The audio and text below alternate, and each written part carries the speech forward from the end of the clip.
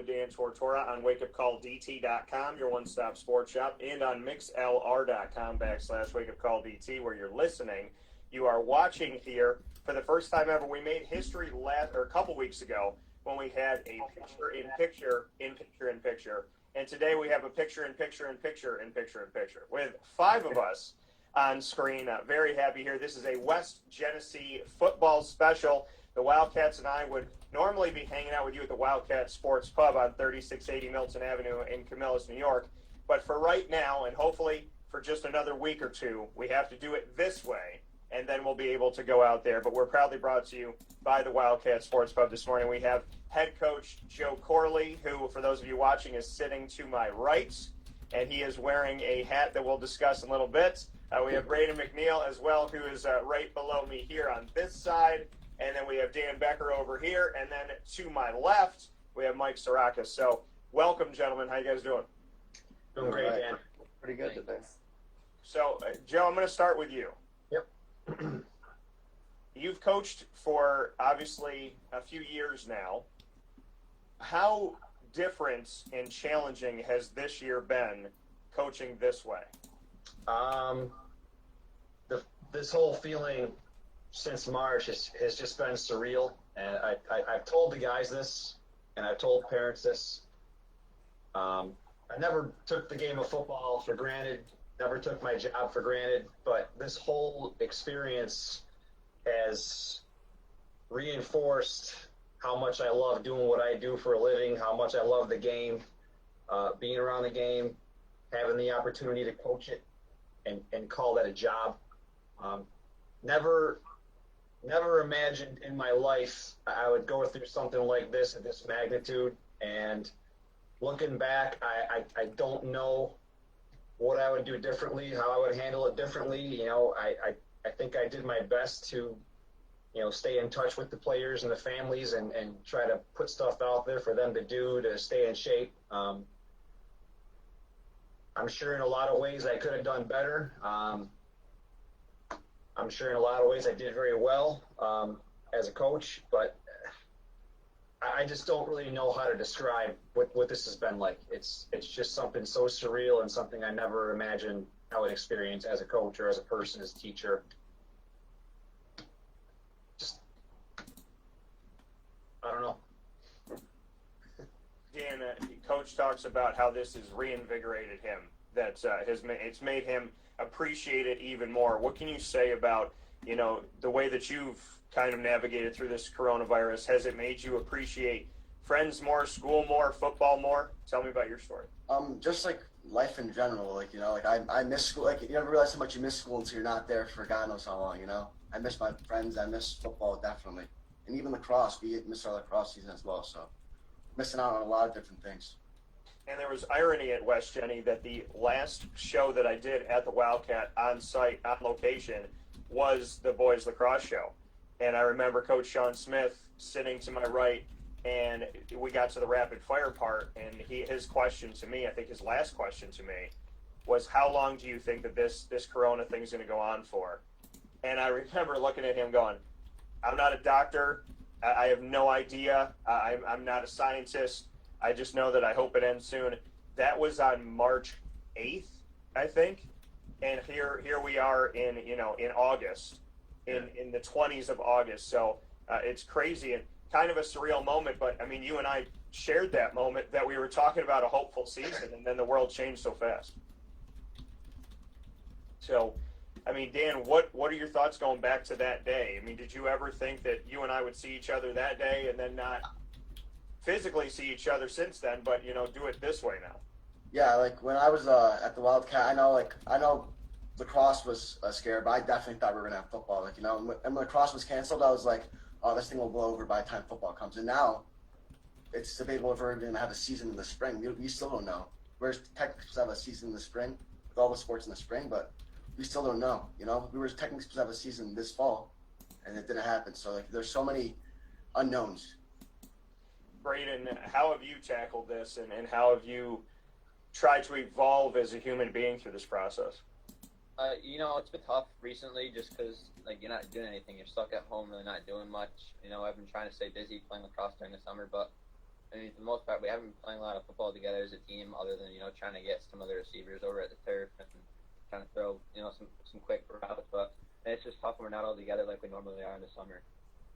And what have you done to kind of, like you said, get some guys together to run routes and whatnot? Do you feel that that's worked? Do you feel that that's helped this team to at least have some type of continuity or connection? What can you say about that? I mean, it definitely won't compare to like actual practices, gear, and all the coaches there. But I mean, it's definitely better than nothing. At least getting out there and throwing some routes is helping for sure. For you, what can you say about getting your timing down and your connection down? What are you doing to make sure that you are ready whenever you need to be ready? So for me, I've been training in Rochester with the offensive coordinator at Straight Fisher. His name is Rob Kramer. I've been doing that for about 10 weeks now, and I've been grinding out there, and I've also just with the receivers, like running the actual route concepts that we run in games and making sure to get the timing down. Have you been able to work with everybody, or is there some that you haven't been able to work with? I mean, for the most part, it's like the returners, but I've also worked with some of the guys from last year's team. We've just been out on the turf just kind of for fun, and then I've been trying to get some of the younger guys out just so that when they have to actually step up and start playing, it won't be such a big jump for them. Mr. Mike Sarakos, I know that's when I got to see you also very recently as well. I got to see a bunch of you guys, and it's so surreal to me from March to August that we are where we are. But life, I guess if it showed us anything about life, it's that we have no control over literally anything except for yourself. Exactly. How have you navigated this? For me, it's been very difficult, especially because my mom has a rare disease called lupus. I'm not sure if you're familiar with that, but she has a very weak immune system, and I live with both my grandparents on top of that. So from about March until just recently, I moved out and I lived in with my uncle just for her sake, just to stay away. I didn't want to bring in any type of sickness towards her, because for a period of time in July, we were doing a lacrosse camp right down the road at the Pottery Road sports field, and there was a lot of kids there. And I also this summer got a job roofing, and I was around like 40 guys there, and then all the kids in the morning. So I just thought it was smart for me to not stay around my mom, and that was really difficult. But looking at this whole time as a whole, I've tried to reconnect myself and like find out more about myself, do a lot of different types of exercises, do heavy weightlifting, do body weight exercises, do all different types of things just to try to find out what fits me most. And then also through this time, I've spent a lot of time working, being up on the roof, and that was basically a workout in and of itself as well. So dealing with everything, like you said, with your mom having lupus and your grandparents and whatnot, how hard was that for you to have to move away and stay away? I mean, I can't even imagine that. So difficult. Like I see people like going out as a family, and then I remember that I'm like, oh well, I can't go to the mall with my mom, or I can't go for a walk on the Erie Canal with my mom. It was very, very difficult being away, and it definitely taught me a lot about mental strength and making sure that you're okay in the head to where you can go through every day. Like obviously stay in touch with, like I stayed in touch with my mom. I called her every day, but it still wasn't the same. Not nearly the same as being there every day. What did that teach you? I mean, to be away from the people that you love the most? It taught me a lot about the human brain, and how it, even though if you don't have that connection with a parent or with a grandparent, it is very difficult, and it's very the first few months was really hard because it was still fresh. And it's like anytime I thought about going home to see my mom or see my dog or my grandparents, it's like I'm not allowed to go home. And maybe not even that I was allowed to, but I was just telling myself that I can't get my mom sick. And it was very, very difficult. And going through school at that time, from the change from being in school, being with all your friends, having something to look forward to at the end of the year, like the lacrosse season, then going into football, and having that all up in the air, you don't have any type of control over it, not knowing what's going to happen. It's really not good, not the best. We're here with West Genesee this morning on a wake-up call with Dan Tortora, the West Genesee Wildcats football team. Coach Corley here with us, as well as Braeden McNeill, Dan Becker, and Mike Sarakos. Coach, for you, like you said, this reinvigorated you. It showed you how much you love the game. How important is that for people to take this time? I mean, and I know everybody's got a different faith in this, that, whatever, but I call it God hitting the reset button. And he essentially hit this button on all of us. And how we come out of this thing is really going to say who we are now. What can you say? Dan, it's funny you said that God hit the reset button, because I've been going to and from the high school the last few weeks, dropping off jerseys and helmets for kids to take senior pictures, and I've been delivering senior plaques to last year's seniors. And I had quite a long conversation with a mom of a kid who had graduated but also has a younger brother returning this year, and she actually described it as the West Genny reset, and kind of agree with that description. I mean, we all had a chance to get a dose of what it's like to lose something so important to us, and we all went through things. We all handled different things. It was different for all of us, but the one thing we have in common is that we all love the game of football. We love the game of lacrosse, baseball, outdoor track, whatever it is you're doing. And we had to experience losing that for the first time in our lives. And, we all had a chance to refocus on what's important.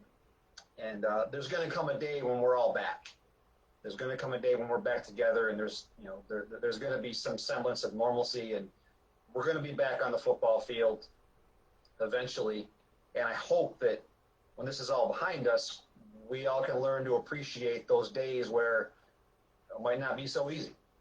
The days where you're tired at 2:40 and you just want to go home and take a nap, but you can't because you have a 2.5 hour practice. And maybe take a little bit of a different mental approach to that, and be appreciative that you have it, as opposed to hanging your head because you have to be there, and I'm as guilty of that as anybody. I get tired sometimes, and sometimes I just don't have it in me to go to practice and be energetic and be upbeat. But man, what I wouldn't give to drag myself into the weight room at 2:30 in the middle of the summer,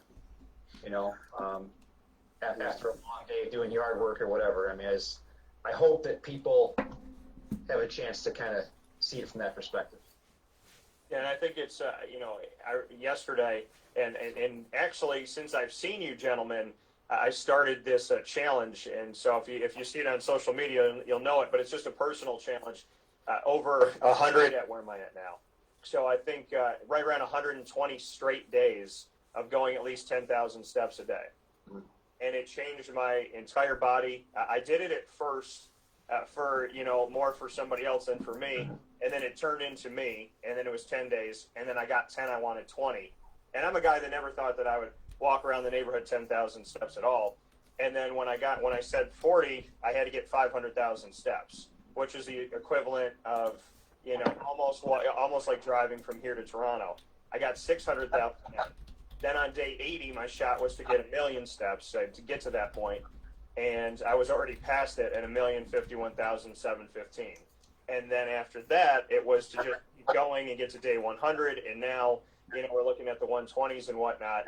And yesterday, when I was walking, I'm walking at night, I'm finishing it up, and something inside my body said, like Joe, like you were saying, I was like, get after it. And I had a day, it was nighttime, the sun's down and everything like that. And I just ran because I can. And that was something that just, I don't know, it hit me in a different way. And it did something for me. I said, I'm pushing my body every day, but now I want to push you farther. I want to go farther. And I don't know. I feel like you said, I feel invigorated. I feel that energy. I feel that push that, I'm not going to sit in my house and not appreciate that I have the ability to think and to laugh and to cry and to take care of myself and take care of my dog, and that I have my own company, that I have enough money to pay my bills. I'm not going to not appreciate those things. And I can honestly tell you that Corona has changed my life. I agree. Yeah, I kind of did the same thing. I was pretty bummed when all this happened, and I think it was just not knowing what was ahead of us, not knowing how long it was going to last. It was just the uncertainty that got to me. But I made a point, and I told my wife, I said, look, I'm going to be on the treadmill every morning for a good 40, 45 minutes. I'm going to run outside. I'm going to run long distances. I'm going to run hard. I'm going to get in better shape, because one thing that's important to me in my life is being able to get up in the morning and go to the gym and get a workout in. But, the gyms have been shut down for a long time, and that affects how I feel physically, and it affects how I feel mentally. I mean, it impacts my day. It impacts my life. So it was one thing I made a point of, that I'm going to focus on my health, and I am in much better shape now than I was back in March, just because I'm running like I never have before. At the same time, there's other parts of my life that I want back, and I've had a dose of losing something so important to me, and I'm ready to get back to work. Whenever we're given the okay, and hopefully we'll know tomorrow what the fall holds or what the spring holds. Gentlemen, I want to get your thoughts about this in a second, but I want to defer to Coach for a moment here as we look back to, as we look at kind of something that I've been thinking about and the notion of it. Coach, as far as testing goes, what do you know about testing and, for your team? What's the information that we can share? My go-to answer at this point has been a solid, I don't know. Okay. And I don't know what'll happen. If we have football September 21st, I have no idea what the protocol is going to be for testing, how often it'll be. I mean, I'm sure there's going to have to be some daily screening, taking temperatures, things like that. I'm sure we'll be documenting a lot of the information, but as far as actual coronavirus testing, I don't know. I have no idea. See, and it brings up kind of what I'm looking at, because they've said in competition that there's really not much of anything to be said about when teams are competing, spreading this virus. The NBA goes into their bubble and they have competed and they haven't spread it. They shake hands, they sweat on each other, they hug one another after the games and whatnot. We've seen that with the NHL, we've seen it with the MLS, and so on and so forth. Even Major League Baseball, the issues were more what guys were doing after games and before games. Mm-hmm. So my brain tells me that if you test your team and your opponent tests themselves and you have no positive tests, or if somebody is positive, then you look at the people they interact with them and that person's not playing for the week. I would venture to think that if your tests are accurate and their tests are accurate and you both tested and you have no positive tests, how can you spread a virus on the field if nobody has it to spread? Right. That's how I'm looking at it right now, is if you don't have it, they don't have it, then sports should not be an issue. Right. And again, I'm not an expert on that, so I really can't comment, but I guess my thing is with high school kids, we don't have the ability to put kids in a bubble and isolate them the way that the professionals have. I mean, these kids are going home to their parents. Their parents are out in the community. They're working. They're around people. They're more susceptible to spreading it.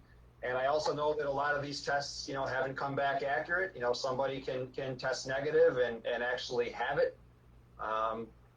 So, again, I just go back to the I don't know. And it sounds so simple to say, hey, none of us have it, none of you have it, we're okay. But I guess there's just so many more factors in play there that I don't know how you go about doing it safely, doing it the right way.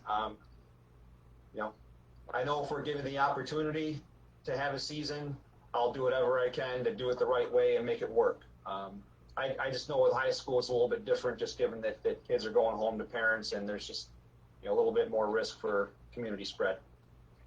Dan, what are your thoughts on all of this? I mean, knowing that there are unknowns, your coach just said something that Dino Baber said when we were on a call with him. He was very clear about it. He said, the one statement that I've made over and over again that I can't stand is the statement, I don't know. He said, that's not my makeup. That's not in me. I know that's not in Coach Corley here. Knowing that we don't know, how do we have a season, and what are your thoughts on that?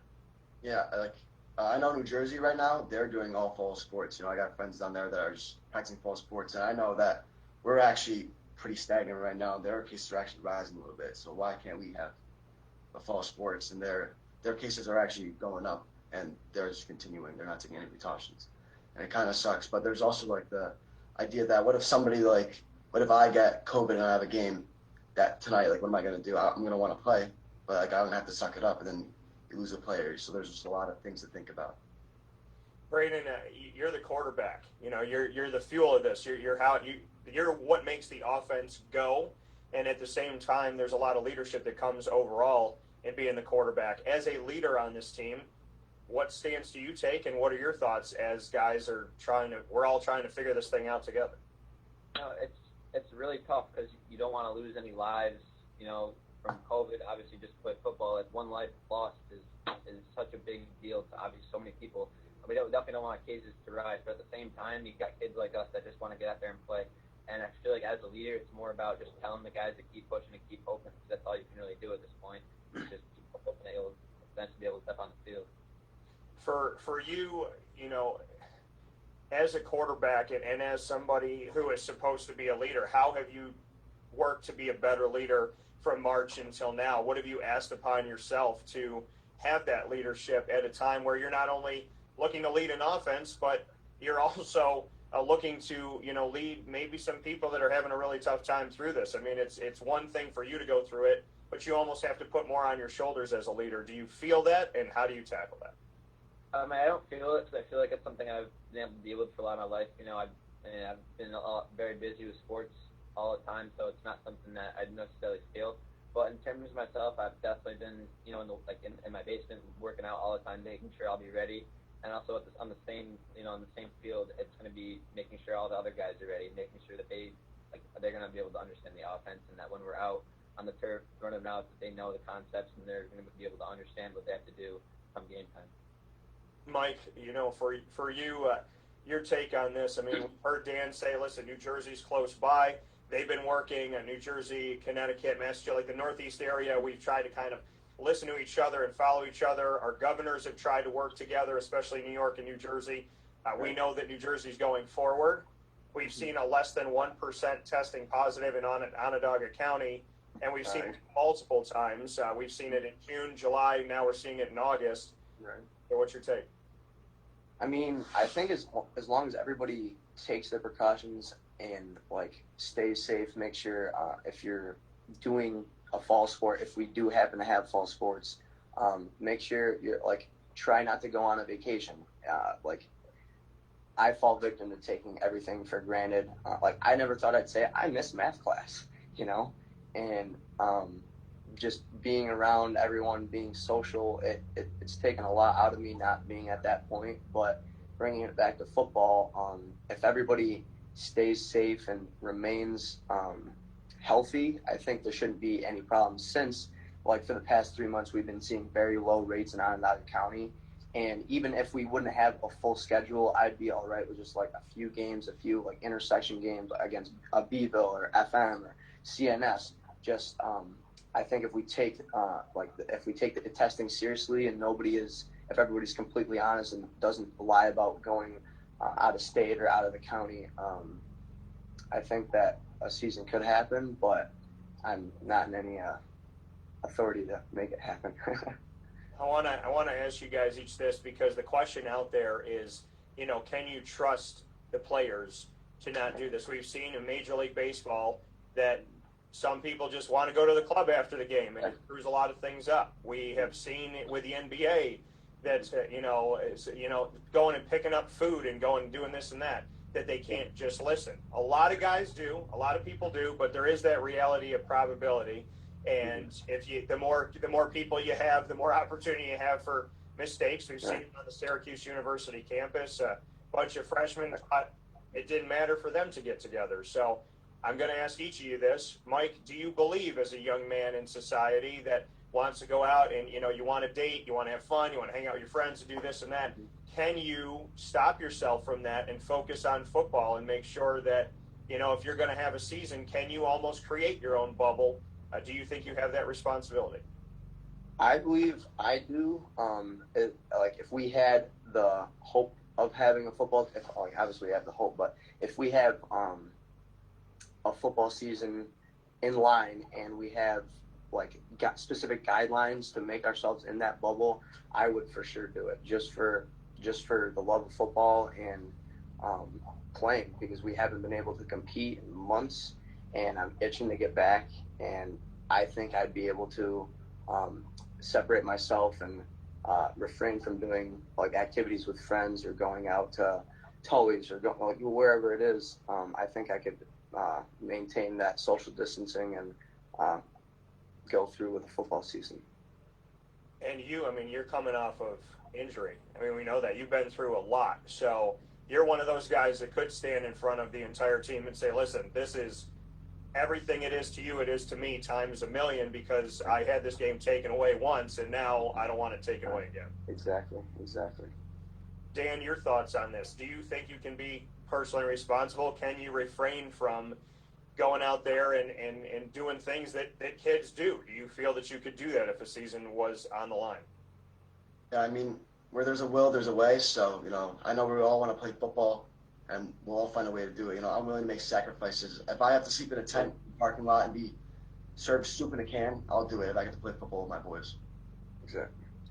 I love that. And the thing is, when you look at this team, do you feel like you guys kind of have that general consensus of, hey, not only are we not going to do it, but if one of our teammates does it, if we see something, we'll say something. Are you willing to make sure that, and Dan, I'll go back to you for this, are you willing to make sure that, if somebody went off track, that it didn't affect the entire season and the entire team? Yeah, I'm not one to snitch, but, if you're going to risk everybody else's season, if you're going to be inconsiderate about everybody else because everybody else wants to play football, and you don't have a place on this team. We're all brothers. We love each other. If you're going to go behind our back and do something like that, then I don't want you part of my team.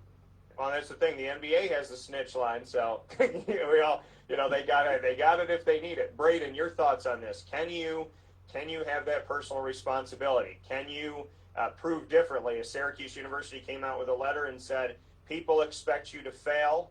They expect you to not do what you're supposed to do, and they said that to the university campus just a couple of years older than you. Do you believe that you can take responsibility and refrain from what a kid would normally do because football's on the line and going to school is on the line? Do you think you could do it? Yeah, I'm not sure if you've kind of heard what Trevor Lawrence has been saying on the whole topic about in terms of if we know that we have a chance to play football, then we're going to want to take every precaution necessary to make sure that we can play football. Meaning that we're going to be able to follow those guidelines more often than compared to if we're at home. We don't have anything to do. We don't have any sort of reason to follow those guidelines and stay 6 feet apart and wear a mask. Whereas if we know that we're going to be able to play football, but we have to make these sacrifices, such as wearing a mask and staying socially distanced, then it would give us every more reason to be able to follow those guidelines. And I think that we'd all be willing to do that. Coach, your thoughts on this? You have these group of young men. If you said to them, let's not be going out on dates, let's not be going to the mall, let's not be gathering and having parties and whatnot. Be smart when you go out there. Go out there as little as you have. If mom's going to the grocery store, maybe don't go with her. Help her when she gets back home, but limit what you're doing in the community as much as possible. Do you think these guys could do it? I think so. And, for me and for all of us, it comes down to trust.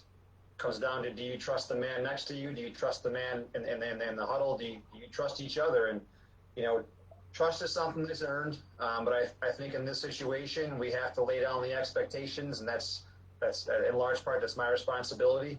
We have to trust one another until someone gives you a reason not to trust them. And I think that's kind of what Danny was talking about. And, what I would say, Danny, and to all of you about snitching is, when someone is knowingly doing something that puts the health and safety of others at risk, and you bring attention to that's not snitching. You know, that person is risking other people's health, risking their parents, their families, our community, and that's not snitching. That's looking out for other people's well-being.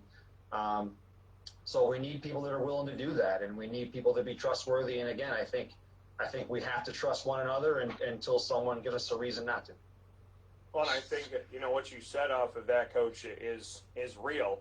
You know, if you see something, say something. It's one thing, you know, what Dan brought up here. You know, it's one thing to quote unquote snitch. It's another thing to say, like, if I don't say anything about this, you know, then what if somebody's grandmother got sick off of this and passed away? If I don't say anything, what if Mike goes home and we're playing around this guy that was out partying last night, and he goes home to his mom and his mom gets sick? You know, the reality of it all is we don't live in a world anymore where we can sit here and think it's all about us. And if anything's been proven, it's the people that are still selfish, still self-centered, still thinking the world's about them, still thinking it revolves around them. Those are the people that are keeping this virus more alive than anybody else. So I think the time to be selfish was yesterday, if at all, and the time to be together is now. Braeden, speak on the community, how important it is to work together and to not be selfish. Yeah, I mean, all it takes is one person not wearing a mask to spread to however many more people that they see. Like, you don't get symptoms in the first 2 weeks. So, I mean, as a community, it's kind of about, like I said before, wearing a mask, staying 6 feet apart, because all it takes is one bad apple in the bunch to make them all rot. Mike, your thoughts on this? The fact that we can't be selfish as a community. We can't be out there thinking it's all about me and it's not going to affect me.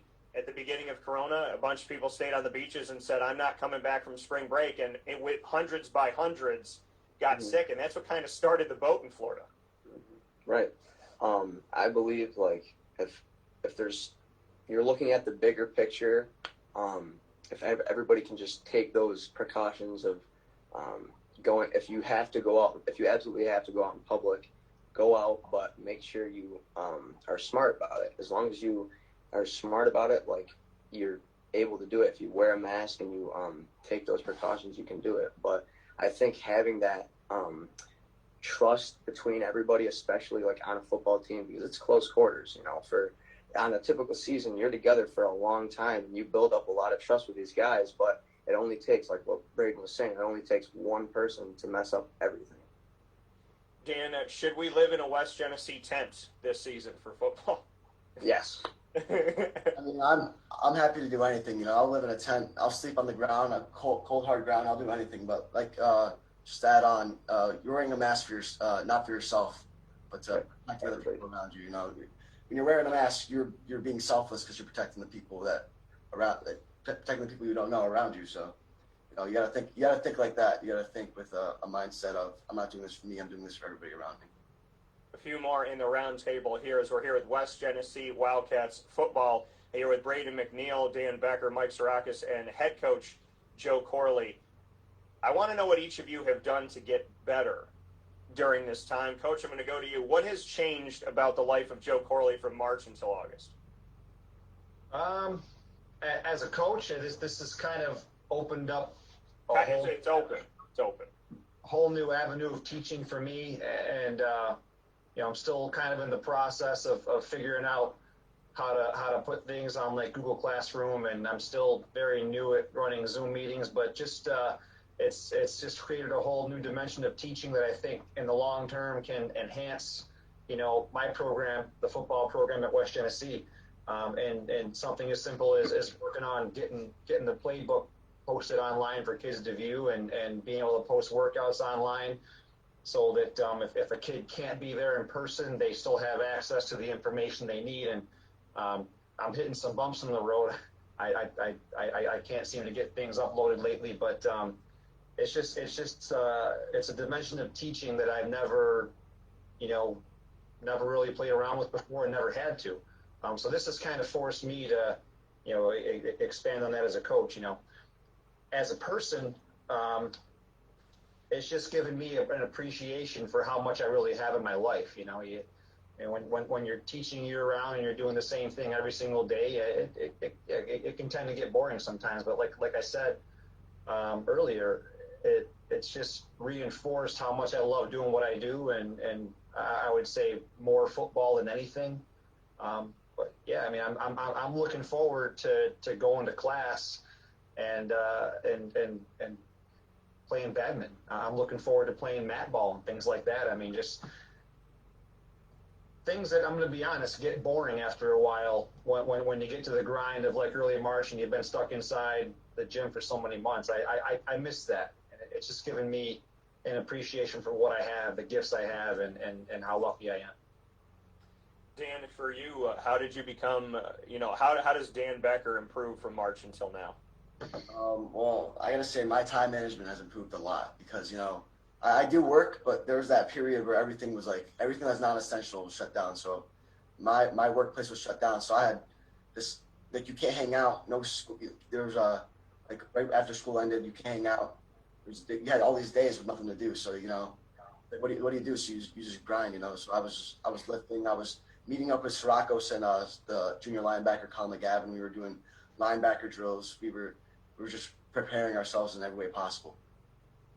Braeden, how does Braeden McNeill improve between March and now? As a player, it's like Dan said, you're lifting every day, trying to get better, doing, following Coach Corley's workouts and a lot of body weight stuff in the basement for the most part. But also, trying to get out in the field with your guys, and like that's this thing. It's like you can do all the lifting you want, but if you're not making sure that you're in the right place at the right time, running the right routes and all that kind of stuff, then it's to know it doesn't do anything. It doesn't do you any good. And as a person, time management is definitely one, like Dan mentioned, making sure you're on time for all the different things you got to do, because it's like you don't have school, like you don't have the period, you can't look at your schedule, and then also just being more selfless of a person, because like Dan said, you're not doing all this stuff for you, you're doing it for other people and the people around you. Mike, for you, how did you improve your life and improve who you are during this time? Through this time, I looked at it. I tried to take a step back and look at it at a different perspective, and look at it as almost like a break, a recharge. But it's definitely overdue. I'm ready to get back. In the beginning stages of COVID, like what Dan said, when everything was shut down, there was not really anything to do. The gyms weren't open. You can't go hang out with friends. You can't do this, that, or the other thing. So I took that time to work out a lot, do a lot of body weight exercises, because I didn't have, at the time, I didn't have any type of weight machines at my house. I didn't have a bench press. I didn't have anything like that. So I did a lot of body weight exercises. Like I said, I did a lot of push-ups. I bought a set of dumbbells and just went to work with that. But looking at it as like a human, not a human, but like a person perspective, it's definitely a big change from what we're used to, going out to doing whatever we want, whatever time's getting back, not worrying about anything, to being so limited, having a regimented schedule to where you can't do anything that you really want to. Like if you want to go out for a dinner date or a breakfast with your friends, you can't do that, and it's definitely challenging, and it takes a lot of mental and emotional strength to do that, because we're kids and we want to do the things that we want to do, but you have to look at it like you're protecting everybody else and trying to get rid of this disease, or even not get rid of it, but just lower the rates of it so we can get back doing the things that we love. Coach, do you have a SWAT team, FBI, CIA type of encryption on this playbook when you put it online? Nope. It's only available to the people who are in the classroom, and I can obviously deny access to people that aren't members of the football team. Yeah. But when it comes down to it, man, I mean, football's football. X's and O's are X's and O's, and there's nothing that any coach in Section 3 is going to see in that playbook they haven't already seen on film. So no, there's no secrets. I just wanted to get some information out there, something that can help the kids jump online and at least learn mentally.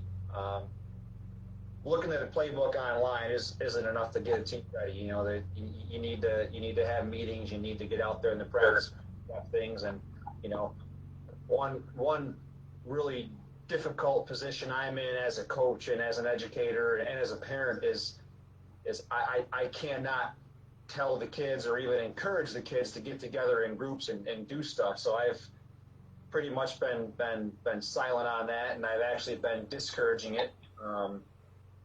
But it sounds like these guys, at their parents' discretion, have gotten together and done things in small groups, and it's encouraging to hear.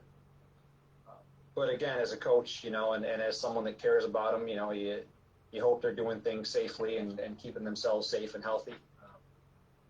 But no, it's anyone that's coached against us in Section 3 the last 5-6 years knows what we do. So if they look at a playbook sheet that says all hitches, guess what? The receivers are all running hitches. Yeah. There's no secret about that. If it says ISO, guess what? We're running ISO. The fullback's leading the way, and Xavier Brumfield's going to follow him and do something special. So if you want to see it, see it. Maybe you got to find a way to stop it. The thing is, maybe you should tell Syracuse that, since they don't allow the media to be in practice. And I know what Dino's been running for 4 years, so maybe we should take it off of that. Before we finish up here with some rapid fire here, I do want to go once more around the table before I let you guys put me on the hot seat. Mike, I'm going to go to you first. I've asked all of you gentlemen this before, but I think it means more now. What does it mean to be a Wildcat today? It means not taking anything for granted. When we're able to take an opportunity, take everything with a grain of salt, and make sure that we're always ready to work. We're ready for whatever comes our way, and we're more diverse in the fact that we've been through a lot. Been going through from March until now. Everything's been uncertain. There's no set deadlines for anything. There's nothing set in stone, and it really is. It's difficult on a lot of people, and everybody's different circumstances.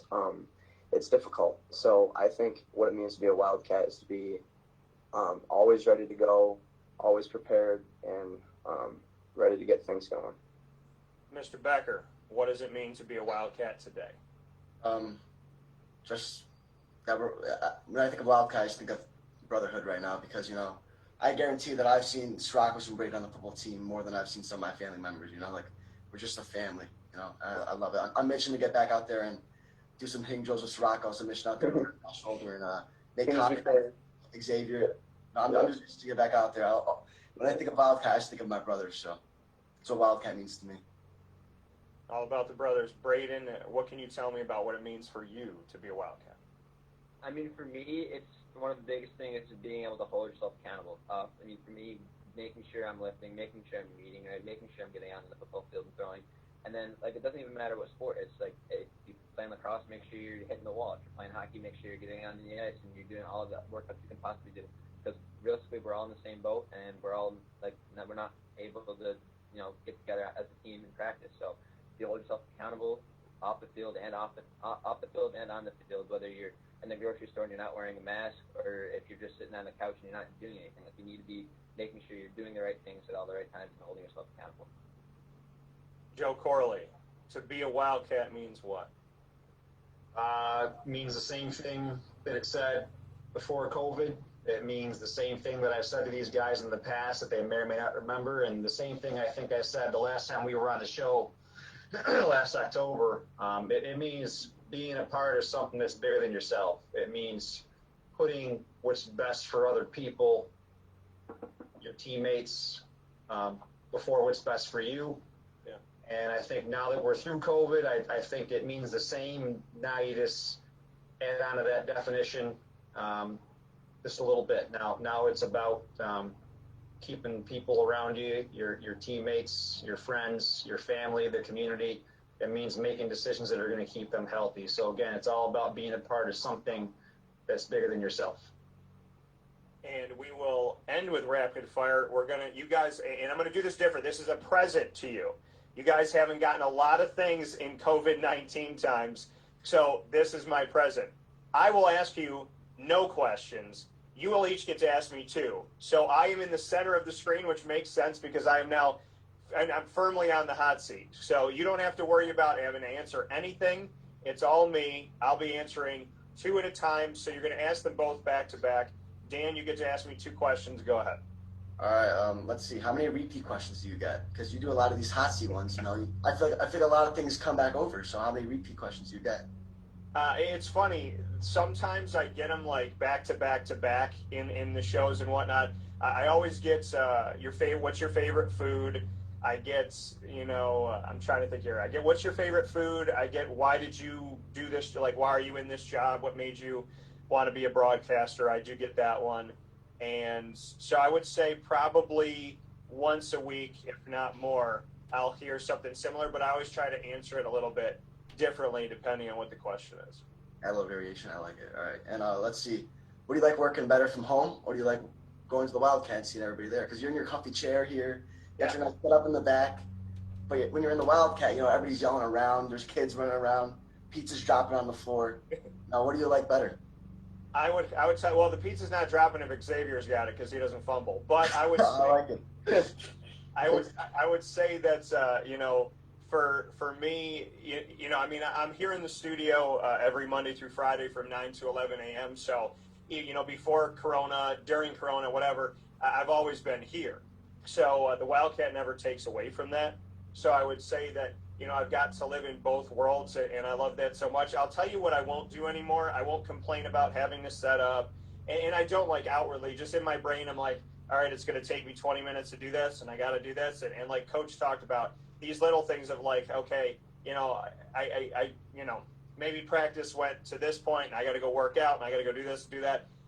I'm not going to complain about that anymore. I always love being out there with you guys, but it's like I wish I had a driver to drive me there. Why doesn't somebody else set this up? Why doesn't this happen and what happened? But, ultimately I'm going to love it. And the day that I get to come back, I just feel like I know that we probably can't do it this way because of everything going on, restrictions, but I would just like to have like every West Genesee athlete there so I could just sit there amongst everybody and be like, thank God we're back. But I would say, I miss you guys, and being here in the studio, I'll always have this. I have this blessing. I built a new chair, and I got my chair here, and it's comfortable, and I love it, and I can recline, and I can come back, and all that good stuff. But there's nothing like being around you guys, and I can honestly tell you that you have all changed my life in some way, shape, or form, and I honestly will never stop the West Genesee show. If it's up to me, it'll always be there. So, Mr. Mike Sarakos, go ahead. You got 2. All right. If you could broadcast one type of show that's not related to sports, what is one show that you would be interested in doing? Well, I'm happy you asked that because Dan Tortora Broadcast Media is so much more than WakeUpCall. And right. There's part of the studio that we spin it the other way, and we shoot that show Superpowered Pop, which is all entertainment stuff. I got crazy stuff in the studio. I have the Gauntlet. Oh, so, wow. Yeah, there's a lot of stuff that we have here. I would tell you that the Dan on Disney show, where I get to help people plan their Disney vacations and kind of share my Disney time there because I've been going all my life, thank God. And then I started a show with Amani Free where we do a thing called Free Talks. And it's his and her perspective on relationship questions simultaneously. So it's hearing a guy's look and a girl's look at the same things about relationships at the same time, which I will tell you is funny, number 1, confusing, number 2, and I've realized I know absolutely nothing about women in 34 years. So it's definitely been really, really cool and really, really fun, and I think it's great. And for the gentlemen out there, if I sound as confused as you are when you're listening to it, please trust that I'm right there with you. But I'm happy that I get to do a lot of different shows and branch out. And I just keep adding shows to the network, and eventually we'll have a Roku channel or something in that respect where you'll be able to listen to sports, entertainment, Disney, relationships, all of that. That's really nice. That's really Second question, I want to go back to you, like you said, during COVID, you set a goal to walk 10,000 steps per day. Yeah. Are you gonna carry out that goal for say a year, or what is the outcome of that? What do you want to accomplish? I am not stopping. Gotcha. So I am in the best shape of my life. Right. I laid down in bed. It kind of I don't want to say the beginning, but getting into it, I laid down in bed, and my legs have always been strong, and my arms have been strong, but my core was what I wanted to work on. And I laid in bed, and I was like, what is all this tightness? What are these muscles? So I would definitely tell you that my body has changed, and Coach brought it up. Healthy body, healthy mind, healthy mind, healthy body. And they really do go hand in hand. And I can honestly tell you, my mind is so much better and healthy and free, and so is my body. So I'm not stopping because I want to enjoy this, and I want to have fun with it. And I just, I don't know. I mean, I definitely have changed so much about mind and body and myself overall, so I am not stopping. That's great. I'm great to hear that. Glad to hear that. Thank you. Mr. McNeill, you got two. What you got for me? All right. So my first one is, do you think the Jags get more competitive? What was that? Do the Jacksonville Jaguars what? Will they get more than 4 wins, or will they win Trevor Lawrence? I love the way you worded that. I would say I would love to win Trevor Lawrence. I always said that he was great as my favorite Hanson brother, because that's exactly what he looks like. But he's a specimen, and he's somebody that I think is going to go to the Raiders. I think the Raiders are not going to win many games this year. I think the Jets are going to be up there, but the Jets are not going to. They're not going to leave on Sam Darnold right now, in my opinion. So I think because Trevor's there, because I don't think John Gruden sold on really any of his players that were there before. I don't think he sold on Derek Carr, and he loves to draft Clemson players. So I think the Raiders will get him. I think Jacksonville is going to get more than 4 wins. I have them at 6 and 10. All right, and then my second question is, if you could be any character in any movie, who would you want to be? I can be any character in any movie. Yeah, are we talking about like Marvel stuff, or what are we talking about? It can be whatever you want. Any character. Okay, I would say that for those of you that have been around me a lot, I think, a comedic running stream of consciousness like Vince Vaughn. So I would definitely like to be in Wedding Crashers too. But besides that, I would say I would switch places with Robin Williams if he was still alive in a movie, Jim Carrey. But if I was going to be any character, they say speak it into existence, and I'm a living, breathing example of if you dream it, you can do it. So I put out publicly through my Superpowered Pop channels. It's at Superpowered Pop on Twitter, Instagram, and Facebook if you want to check it out. I put up a picture of the Human Torch, and now that Marvel has the rights to the Fantastic Four, and the two people that played the Human Torch are now in other roles. One of them is Killmonger in Michael B. Jordan, and then Chris Evans became Captain America. So I put out that I would, and I was actually on my walk. I decided this. I was walking, and I put it out there. I want to be the Human Torch in Marvel because they'll never kill me, and I can fly anywhere, and my powers are awesome, and I got the power of the sun, and and he's catchy. He's got some jokes. He's quick-witted. So I think it would be a pretty easy role for me. I just got to get used to being on fire. That's all. Coach, you got two to finish up rapid fire. What do you got for me? I'll ask you a couple prediction questions for you. See how you can tell the future. Okay. We've been doing pretty well as a community, Onondaga County, Central New York. I mean, we've been at one point below 0.5% infection rate. Yeah. You walk around the last few weeks, and it aside from people wearing masks and restaurants being at half capacity and certain things like that, it feels like life is slowly getting back to normal, and we've met every metric that we've needed to reopen the economy. We're well below the 5% to allow schools to reopen. Yeah. It seems like things are going really well.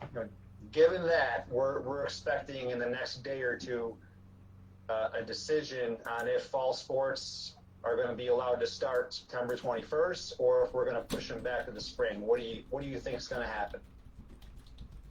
I think based on our county and what we've done in upstate and central New York, we should give the kids a chance.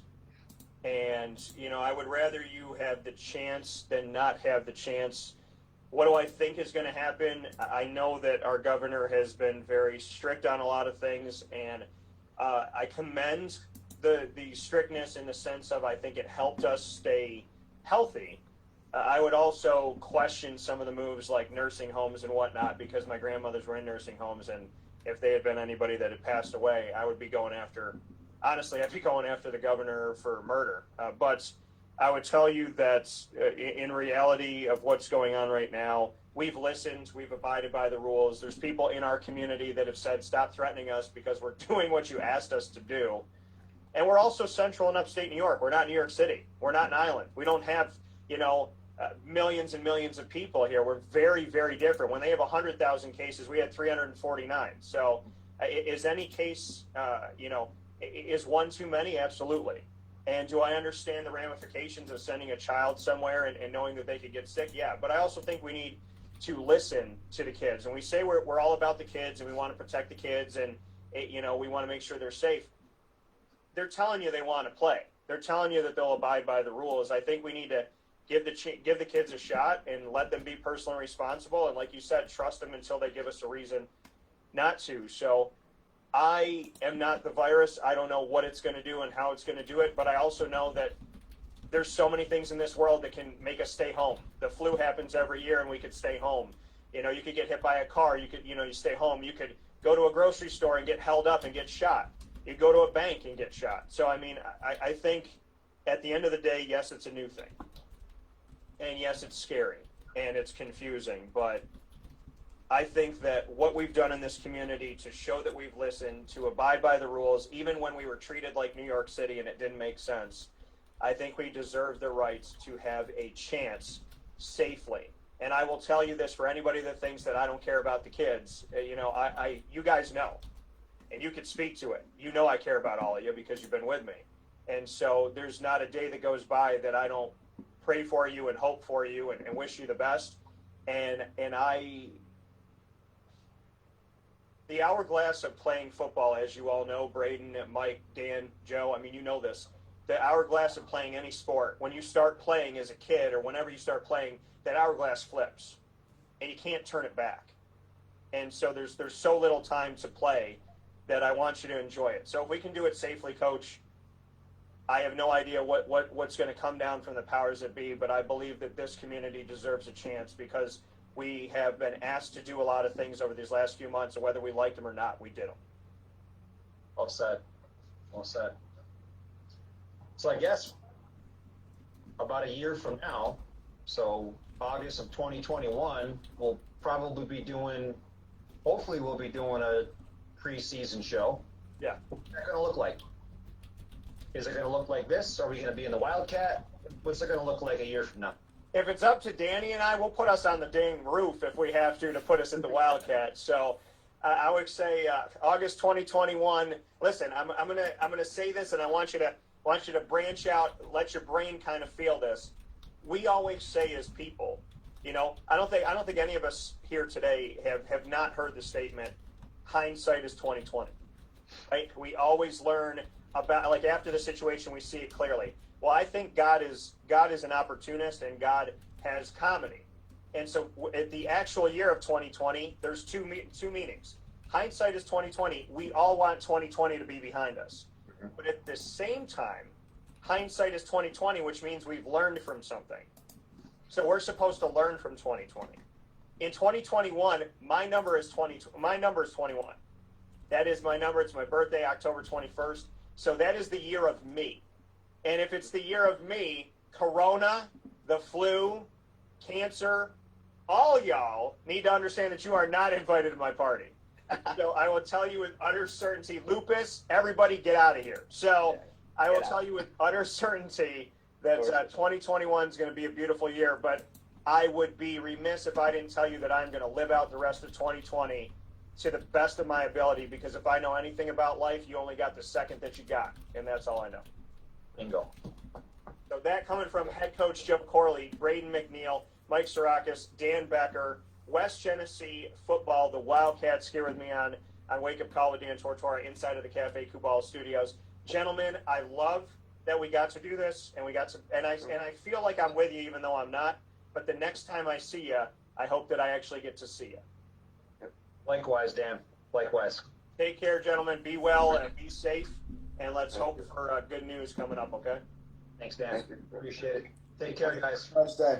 Thank you. So, That coming from the gentleman once again here on the broadcast. Awesome opportunity that I got to do here on Wake Up Call with Dan Tortora. Cannot thank West Genesee enough for these last 3 years.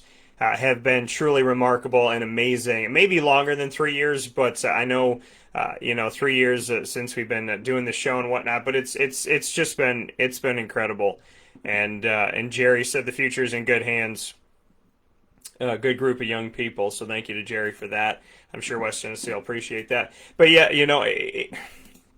there's something to be said about being able to do this show, and it's looking back a few years back and meeting with Danny at the Wildcat and sitting there with him at the end of the bar and just kind of talking about, and he said, what can you do for me? And like, what are some of your ideas? And I was like, well, I have so many, there's so many different things we could do. And we talked about doing a West Genesee show and how much he's ingrained in the community of West Genesee. And, I was like, I'd love to do that.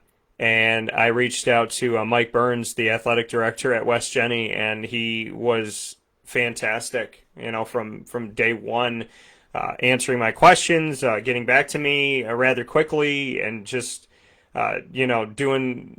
helping me to build these bonds. And I think Joe Corley I'm pretty confident Joe was the first coach I reached out to. And from Joe Corley to Mike Masser to Sean Smith to Stafford Spreeder and to Fred Kent, to everybody that I've gotten an opportunity to sit with, whether it be soccer or lacrosse or marching bands or basketball, football, and hockey. My goodness, the amazing Frank Calabufo, the amazing people that I've gotten to speak with and I've gotten to meet, and your moms and your dads and your brothers and your sisters and your girlfriends and your boyfriends and your best friends. I've gotten to meet your aunts and your uncles, your grandparents. I got to meet some grandparents, and that was a truly amazing time for me to do that because my grandparents are in heaven. So it's such, I really can't say enough. You have all made me feel so at home. And without the West Genesee show and the template of that and how we did it and finding success and growing it, I wouldn't know how to take that template and bring it to other places and to be able to work with other schools in the community. So West Genesee, I thank you for the incredible support. I thank you for, I can't believe how many years it's been and that I've seen kids graduate and I've seen new people come in, and it's just amazing to me that all these years have gone by to the point where I'm sitting here today, and after a while you kind of just feel like West Genny's always been around. And so I want to thank West Genny, I want to thank Liverpool, I want to thank ESM, I want to thank CBA and CNS and everybody that I've had the opportunity to work with and spend time with and interview their athletes from, Bishop Grimes, Utica Notre Dame. I mean, there's so many great kids in our community, and they need to be supported and they need to be loved and appreciated. And, the world is in your hands. And so I'm just so thankful I get to meet you, because getting to know you, it allows me to get to know the community, which I think is really, really cool. And I think it's really, really special that getting to know you allows me to get to know all the people you're connected to, and then it ingrains me even more with Central and Upstate New York and beyond. And I'm just honored. I really am. The Wildcat has been absolutely fantastic. We decided to do this a few years back, like I said, and Danny and I have just, I think we have done a hell of a job working our butts off to make something special, and I'm really grateful for that. And I'm really grateful for everybody that works at the Wildcat. I appreciate y'all so much. And West Genesee, I mean, gosh, your high school has been, you've treated me like family. You've treated me like I went to school there. You've treated me like home. As far as you're all concerned, I've been a part of the family forever, and I love that so much. And so, to know the Wildcats is to know some really, really great people in the community. And Joe, I can't thank you enough for helping me put this together and making this a possibility. And to Braeden McNeill and Dan Becker and Mike Sarakos and all of your teammates, God bless you all. And I send all my love to all the student athletes and all the students and all the kids and all the parents and the grandparents and the brothers and sisters and neighbors and alumni and everybody around this beautiful central and upstate New York. We have been through such a tough time, as has the rest of the world, and we've navigated it together, and I think we've done a heck of a job here. It was scary. It's been scary. And, you know, hearing less than 0.5% testing positive, you know, just when I thought I couldn't love my community more, you went out there and showed that the majority of us are not selfish and not stupid and not ignorant. And, you know, and I really appreciate the fact that even though we may not like having to wear a mask and this, that, and the other, you know, that we've done what we could do. And I hope we continue to do that. You know, keep your foot on the gas and let's just get through this thing together. I can't say it enough how grateful I am for West Genesee and the Wildcat. So thank you so much. I love you all. My prayers and my hopes to you all for some good news. And more than anything else, stay safe and stay well. And to Mike's mom, I pray that you heal. I pray that there's a miracle, you know, that lupus or anything doesn't keep any of us down. And Mike, for your incredible mental, emotional, physical, spiritual, everything strength that you had to be away from your family to keep them safe. God bless you, kid. You are a young man, and your toughness is so far beyond its years that you are going to turn into a fantastic human being. And I expect and hope the same from Braeden and Dan. Thank you guys so much for being a part of the show. And, you know, and thank you to everybody. And, you know, Dan brought up a great point. If you see something, you got to say something. So, you know, or it could cost somebody their life. So thank you to everybody that helps to make this possible. The West Genesee show is one of the greatest things I have ever done in my life, and it always will be. So I love you all. And I cannot wait to sit on the stage, but we got to sit on the stage today. And like I said, the Wildcat, even though we couldn't physically be there, make sure that you go there. Curbside pickup, takeout, delivery, 315-487-2222. You want to eat in, outside, or inside. You want to go to the bar, 3680 Milton Avenue in Camillus, New York. Show the Wildcat some love as we were able to put this show together for the Wildcat, even though we can't physically be there. This was a surprise for Danny and the team, and I would love it if you would go out there and show them some love and grab a drink, grab a sandwich, grab some pizza, do what you got to do to show the Wildcat some love, because if we were there, I know we would have had a fantastic time as always. And in these very interesting socially distanced times, I ask you to support them as they are such a great part of what we do. And without the Wildcat, we wouldn't have the show that we got to bring to you today the way that we brought it. So please make sure you go out there and show them some love.